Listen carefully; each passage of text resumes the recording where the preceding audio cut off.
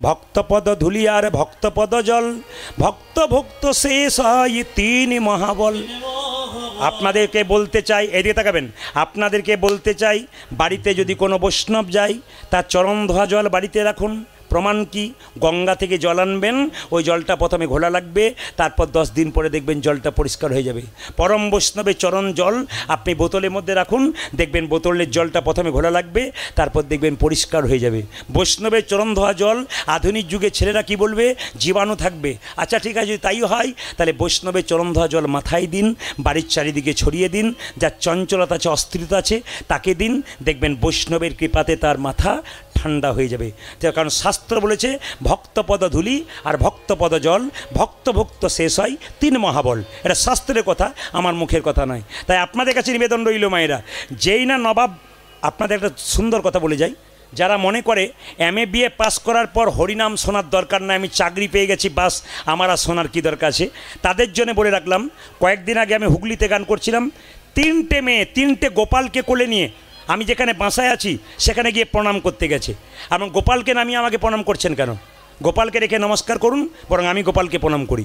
3টে মেয়ে বললো আপনার কীর্তন শোনার জন্য কলকাতা থেকে এলাম। বলে কেন? কলকাতায় পান না? বলে পাই না সব জায়গায়, বলে এলাম, আমাদের আত্মীয় বাড়ি। তো এসেছে মা, স্টেজের উপরে গান, 3টে গোপালকে নামিয়ে 3টে মেয়ে সামনে বসে আছে, কীর্তন চলছে, খুব উলুধ্বনি হরিধ্বনি দিচ্ছে, কিন্তু কীর্তন শেষ হয়ে গেল, 3টে মেয়ে গড়াগড়ি দিচ্ছে ধুলোতে। সব মেয়ে পালিয়ে গেল কীর্তনের শেষে, প্রণাম করে ওই মেয়ে 3টে গড়াগড়ি দিচ্ছে। জিজ্ঞেস করলাম একজনকে, আপনি এত সুন্দর শাড়ি পরেছেন, গড়াগড়ি দিচ্ছেন কেন? তখন ভদ্রমহিলা বললেন, আসলে না, আপনি তো কীর্তনে বলেছেন স্বামীর যদি 10টা কাপড় থাকে, যদি কেউ মারা যায় তবে তার একটা কাপড়ও চিতাতে দেয় না। যেমনটি এসেছিলে তেমনটি তুমি যাবে। দাদা, সব যদি খালি হাতেই যায় তো পোশাক ময়লা হলে কী হয়?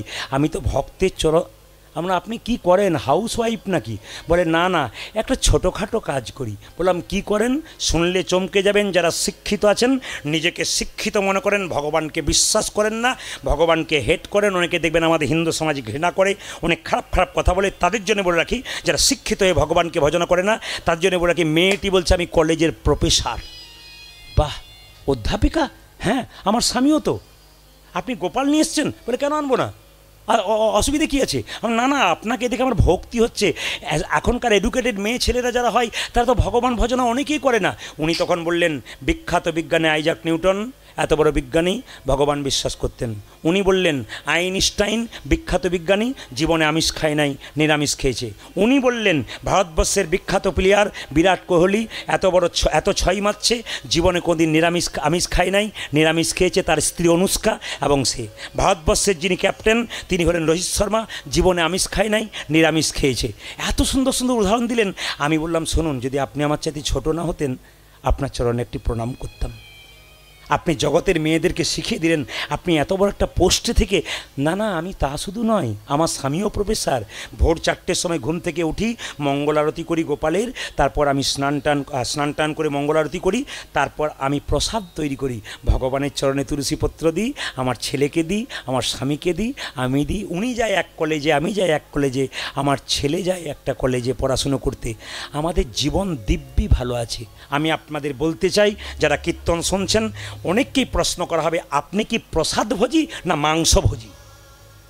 যদি প্রশ্ন করা আপনি প্রসাদভোজী না মাংসভোজী, তাহলে দেখবেন বেশিরভাগ উঠবে আমরা মাংসভোজী। আমি তাদেরকে বলবো, প্রসাদভোজী হন না, প্রতিদিন নয়, অন্তত সপ্তাহে একদিন। কোন দিন? সবাইকে বলে যায়, অন্তত বৃহস্পতিবার, গুরুবার এই প্রদীপ পালের কথাটা মাথায় রেখে অনেক কাজ করুন।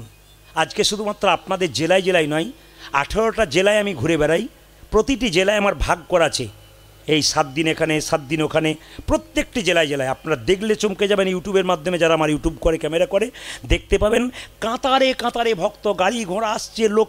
বোম্বের মতো জায়গাতে দেখতে পাচ্ছি 10,000 ভেতরে, 10,000 বাইরে দাঁড়িয়ে আছে। বোম্বের একজন ভদ্রলোক, ওনার মেয়ে থাকে, আমাকে বললেন এখনই বন্যা মেয়ে থাকে, তো 10,000 লোক ভেতরে, স্টেজের ভেতরে, 10,000 লোক বাইরে।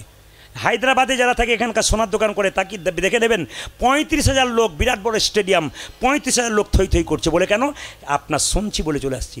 একজন উৎপল শর্মা, আন্দামান নিকোবর দ্বীপপুঞ্জ অন্য দেশ, সেখান থেকে আমাকে বলে আপনি আসুন, সমুদ্রের দ্বীপে দ্বীপে একটা করে গ্রাম আছে, মানে জায়গা আছে, সমুদ্রের দ্বীপে দ্বীপে সন্ধ্যাবেলায় কেউ টিভি চালায় না, আপনার কীর্তন শোনে। এখানে একটা সমস্যা আছে, ছেলেরা মেয়েকে বিয়ে করে, 2-4টা ছেলে হয় আর সঙ্গে সঙ্গে বিদায় দিয়ে দেয়। এটা আপনাকে সে সমাধান করতে হবে, আমরা পারি না, কারণ আপনাকে এরা গুরু বলে মানে, এত ভক্তি এদের। তা আমি সেই জন্য মনে করি আপনাদের আশীর্বাদে, ভগবানের কৃপায় প্রত্যেকটি জেলায় জেলায় মানুষ এসে খালি বলে দাদা পরিবর্তন হয়ে গেলাম, ছিলাম একরকম হয়ে গেলাম একরকম, পরীক্ষা করে দেখলাম সত্যি তো জীবন আমার পাল্টে গেল, দাদা ছিলাম এক হলাম এক। আপনাদেরকে বলবো আপনারা যারা ছিলেন এক তারা হবেন এক, শুধু 1 মাস পরীক্ষা করে দেখুন। কি বৃহস্পতিবার দিন নিরামিষ হাঁড়ি করা আছে, জোরে বলুন হ্যাঁ না। তার মধ্যে আপনারা আতপ চাল কিনবেন, নিরামিষ হাঁড়ি করাতে আতপ চালে রান্না করে সবজি ডাল ভাজা করে তুলসী পত্র দিয়ে ভগবানের চরণে দেবেন। সেই প্রসাদ আপনাদের বাড়ির প্রত্যেকে থালা থালাই সেদিন দেবেন। ছেলে প্রশ্ন করবে মা এটা কি দিচ্ছ? বাবা আজকে ভগবানের প্রসাদ দিচ্ছি। সারা মাস না খেতে পারেন, অন্তত সপ্তাহে একটা দিন করুন না। দেখুন লাইনে না দাঁড়ালে ডাক পাবেন কি করে? আগে স্কুলে ভর্তি হন, তবে তো আপনি উঁচু জায়গাতে যাবেন। আপনি স্কুলে ঢুকলেনই না, আপনি স্কুলের মর্ম কি জানবেন, শিক্ষার মর্ম কি জানবেন? ধর্মের লাইনে ঢুকলেন না, আপনি ধর্মের মান জানবেন কি করে? যে ঢুকতে পেরেছে, যে ডুবতে পেরেছে, সে জীবনে পরিবর্তন হয়ে গেছে। যে ডুবতে পারে নাই, শুনলো আর চলে গেল, যখন ঠকবে শরীরে কঠিন রোগ হয়ে যাবে। একবারে পরিষ্কার প্রমাণ, বাড়ির লোক আপনার কঠিন শরীরে রোগ হবে, বাড়ির লোক 10 দিন সেবা করবে, তারপর কি বলবে? এবার গেলেই বাঁচি। আপনি মরে যাবেন, ভাববেন সংসার চলবে না। প্রধানমন্ত্রী মারা গেলে কি দেশ অকাজ হয়ে যায়? আরেকজন মন্ত্রী হয়। আপনি চলে যাবেন, আপনার ছবিটা দেওয়ালের ওপরে টাঙানো থাকবে ফুলের মালা দিয়ে, সংসার দিব্যি চলছে, শুধু আপনি চলে যাবেন। কেউ কারো জন্যে সংসার অপেক্ষা করে না। আমি আপনাদের বলতে চাই, সংসারের কর্তব্য কর্ম করুন, আসল কর্তব্য কেউ ভুলবেন না। একাই এসেছেন, একাই যেতে হবে। কীর্তন শুনতে সে 2-4 জনকে ইশারা করে, চ তুই যে বললি 1 ঘন্টা বসবো, নিয়ে যাবো, চ। ওকে বলবেন যে আমি যখন মরবো তখন আমাকেও, আমি তোকে ডাকবো, চ চ তুই যাবি তো, তখন যাবে না। আর দেখবেন কীর্তন শুনতেছে, চ হ্যাঁ যাই, চ হ্যাঁ যাই, দেখবেন না না এগুলো হয় আর কি। তো সবাই লক্ষ্য করুন মায়েরা যে যেখানে বসে আছেন, মুকুন্দ সরকার যেই না আসল ওষুধ। আরেকটা মেয়েকে জিজ্ঞেস করলাম তুমি কি করো? মেয়েটি বলছে আমি দাঁতের ডাক্তার। বাহ, আচ্ছা। একটা মেয়েকে জিজ্ঞেস করলাম তুমি কি করো, যে গোপাল নিয়ে আসছে 18 বছর বয়স, ও বলছে আমি বিউটি পার্লারে কাজ করি। আমিও তো করি। প্রদীপবাবু আপনি কি করে করেন? আপনি তো কীর্তন করেন। আমরা কীর্তন করতে করতে বিউটি পার্লারে কাজ করি। বলে বুঝলাম না। বলছে তুমি তো মেয়েদের বাইরেটা পরিষ্কার করো, সুন্দর করো বিউটি পার্লারের কাজ করে, আর আমি বিউটি পার্লারের কাজ করে ভক্তের হৃদয় মন্দিরটাকে সুন্দর করার চেষ্টা করি। মুকুন্দ সরকারের যখন রোগ ভালো হয়ে গেল, চিৎকার কবি নবাবে যখন রোগ ভালো হয়ে গেল, চিৎকার করে বলল মুকুন্দ কে, কার এত বড় সাহস যে আমার নাম ধরে রাখলে? আমি সারা বাংলার নবাব হোসেন শাহ। একই নবাব আপনি? হ্যাঁ, তোমাকে পরীক্ষা করতে এসেছিলাম, তুমি কত বড় কবিরাজ। ওগো মুকুন্দ, তোমাকে নিয়ে যাব মালদাতে গৌড়ে, আমি মুসলমান হতে পারি, নবাব হতে পারি। আমার গৌড়ে গিয়ে তোমাকে একটা গোপীনাথের মন্দির তৈরি করে দেবো, জীবের দ্বারে হরিনাম দেবে, গরিবের চিকিৎসা করবে। মায়েরা, মুকুন্দ সরকার মহাপ্রভুর মুকুন্দ সরকার মহাপ্রভু মন্দিরে বলল, প্রভু বলে দা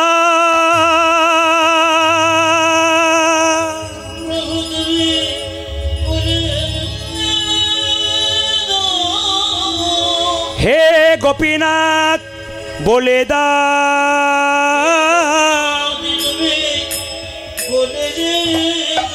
গোপীনাথ আমি মুসলমানের বাড়ি যাব কি করে? ভগবান বললেন মুকুন্দ, ঈশ্বর যা করে তা, জোরে বলুন, জোরে বলুন সবাই, ঈশ্বর যা করে তা বলছেন মঙ্গলের জন্য, কিন্তু ভেবে বলবেন, এখন আমি আপনাদের বেঁকিয়ে দেবো।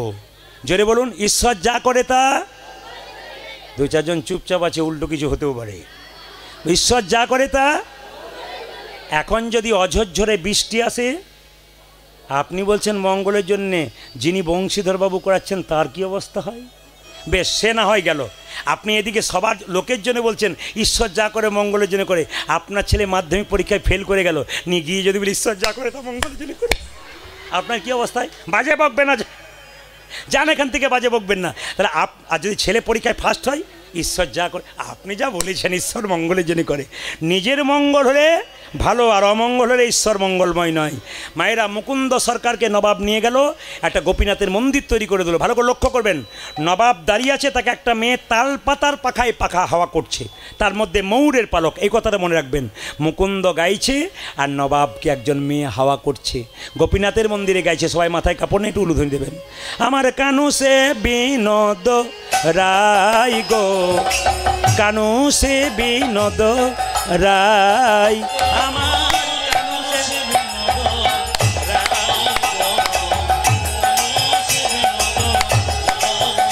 আমার কানু সে বিনোদ রাই গো, আমার কানু সে বিনোদ রাই, আমার কানু সে বিনোদ রাই গো, কানু সে বিনোদ রাই, বিনোদ চুরাই বিনোদ বরিহার, বিনোদ চুরাই বিনোদ বরিহার, বরিহা বরিহা।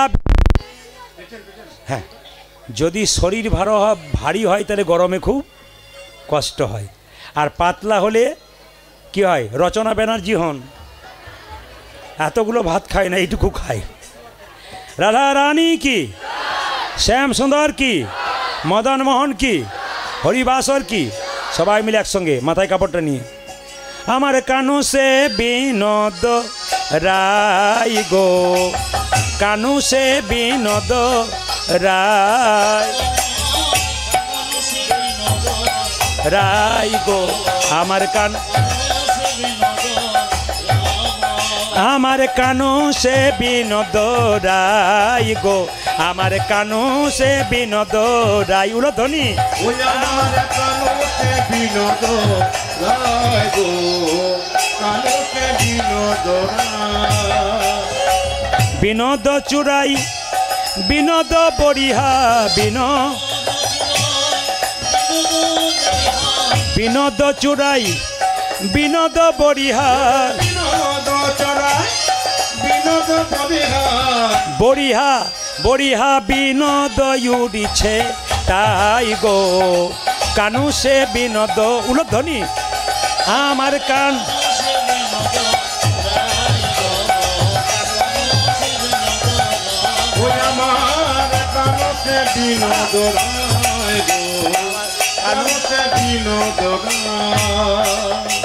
বিনোদ ললা, বিনোদ ললাটে বিনোদ তিলক, বিনোদ বিনোদ সাজে, বিনোদ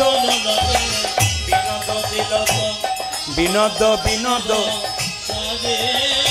বিনোদ ললাটে বিনোদ তিলক, বিনোদ বিনোদ সাজে, বিনোদ ললাটে বিনোদ তিলক, বিনোদ বিনোদ সাজে, বিনোদয় ধরে বিনোদ মুরলী, বিনোদ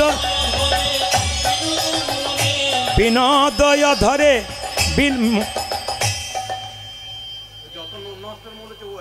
সত্যি তাই। মাইকটা বাজছে, তো এত রিভাবটা দিয়েছে, উনি শুনতে পাচ্ছেন না একবারে, আশ্চর্য ব্যাপার। এত জোরে মানে রিভাব হচ্ছে, আপনি বুঝতে পারছেন ওখান থেকে, কঠিন ব্যাপার। হ্যাঁ,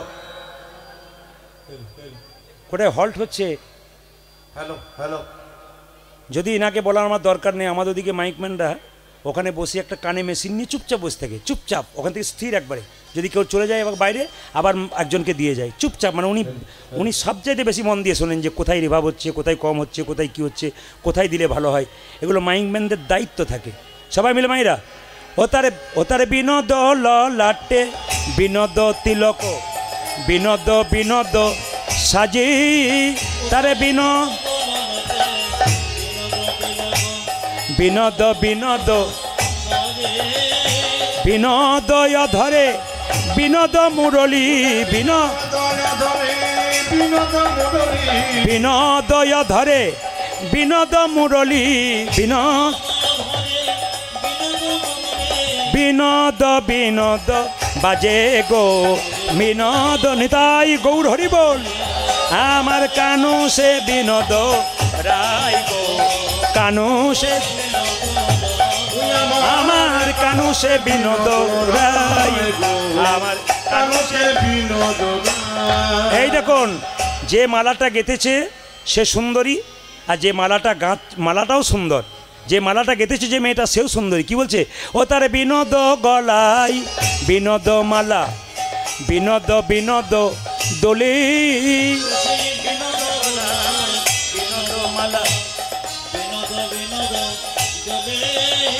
বিনোদ গলাই বিনোদ মালা, বিনোদ বিনোদ দোলে, বিনোদ গলাই বিনোদ মালা, বিনোদ বিনোদ দোলে।